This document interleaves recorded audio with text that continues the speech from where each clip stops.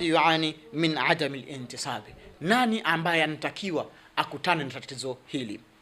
Kumbuka na mnukuu mwanachuoni Jasim Muhammad Jandal katika kitabu chake kinachoitwa Tibbi Shaabi. Fanya marejeo huko, utapata maelezo yaliyoelezwa huko. Anasema almushkil aljinsiyya wal anana tasbahu shai'a, kwamba tatizo hili la kijinsia, nguvu za kiume, linaenda mno sana na linasambaa sana kwa watu wengi, limeshika kasi sana kwa watu wengi kwa sababu za aina mbalimbali.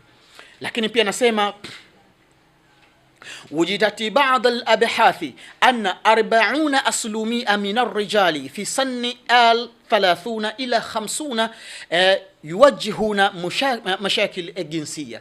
Asema wanamume wengi sana, watafiti wamefanya tafiti zao na wamegundua kwamba wanamume kuanzia asilimia 40 ya wanamume wote duniani basi ni umri wa miaka 30 mpaka 50 wanasumbuliwa sana na nguvu za kiume.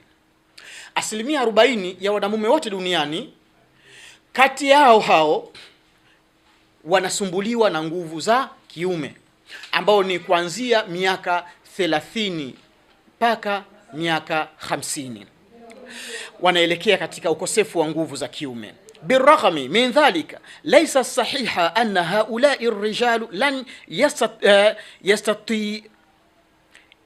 يستطيعون ممارسة الجنسية. anasema بالرغم, pamoja na hayo, min dhalika laysa sahiha, kwamba si sahihi kabisa kwamba ana haulai rijalu la yastati'una mamarisa jinsia, kwamba wanamume wote hawawezi kufanya tendo la ndoa. La, wanafanya tendo la ndoa, lakini hilo tendo la ndoa wanalifanyaje?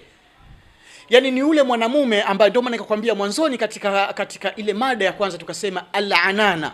Anana maana yake ni kukosa nguvu za kiume.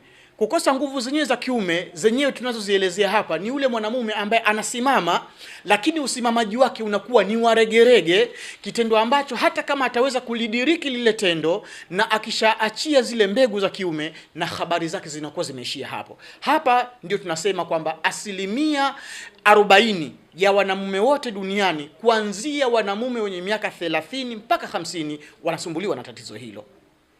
Iko katika hali ya namna hiyo. Kwa idhini yake subhanahu wa ta'ala, tunaenda kuliondosha kwa huruma yake la ilaha illa Allah Muhammadur Rasulullah. Asema lidhalika yuanuna min al-anana, watu hao lilladhina yuanuna min al-anana, wale ambao wanasumbuliwa na anana.